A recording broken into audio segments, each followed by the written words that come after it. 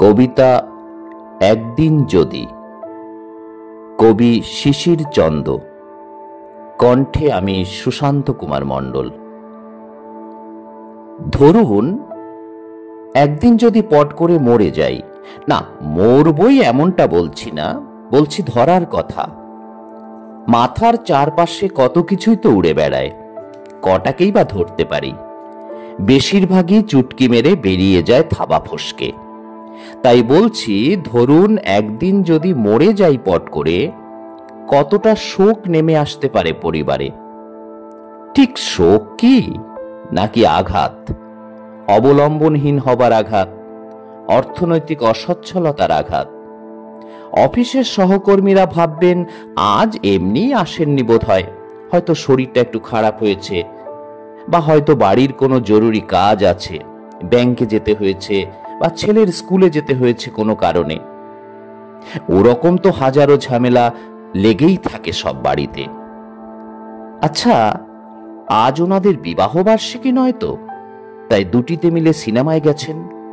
লাঞ্চটা নিশ্চয়ই সেরে নেবেন ভালো কোনো রেস্টুরেন্টে। ছেলের জন্মদিনও তো হতে পারে। তা সে যাই হোক না কেন, উনি অফিসে আসলেই কিন্তু সবাই মিলে চেপে ধরতে হবে, আমাদের খাওয়াতে হবে একদিন। বাজারের সবজি মাসিরা আঁচল দিয়ে কপালের ঘাম মুছে ভাববেন, বাবুকে দেখি না যেন অনেকদিন, নাকি আমাদেরই চোখের ভুল। এসেছেন ঠিকই, আমরাই দেখতে পাইনি। যা, তাও আবার হয় নাকি? বাজারে এসেছেন যখন, তখন সবজি নিশ্চয়ই কিনেছেন। সবজি ছাড়া সংসার চলে নাকি কারো? তাহলে আমাদের ছাড়া আর কার কাছ থেকেই বা সবজি কিনবেন? মাছওয়ালারা অবাক হবেন আরো বেশি।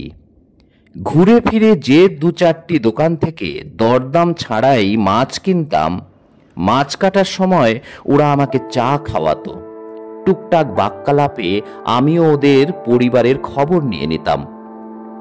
মাছের আষ্টে গন্ধ ছাড়িয়ে কেমন যেন একটা বন্ধু বন্ধু গন্ধ লাগতো তখন। বেশ কদিন হলো ওরাও আমাকে দেখছে না।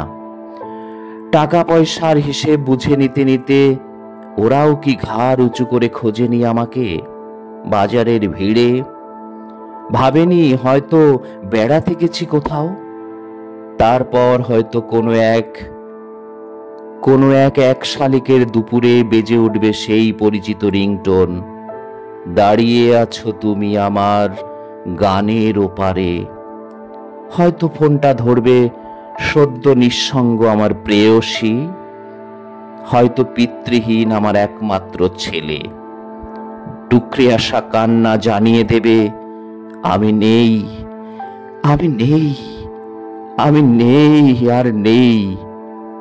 আর আমাকে দেখা যাবে না অফিসে, বাজারে, পাড়ার রাস্তায়, চায়ের দোকানে। নতুন কবিতায়।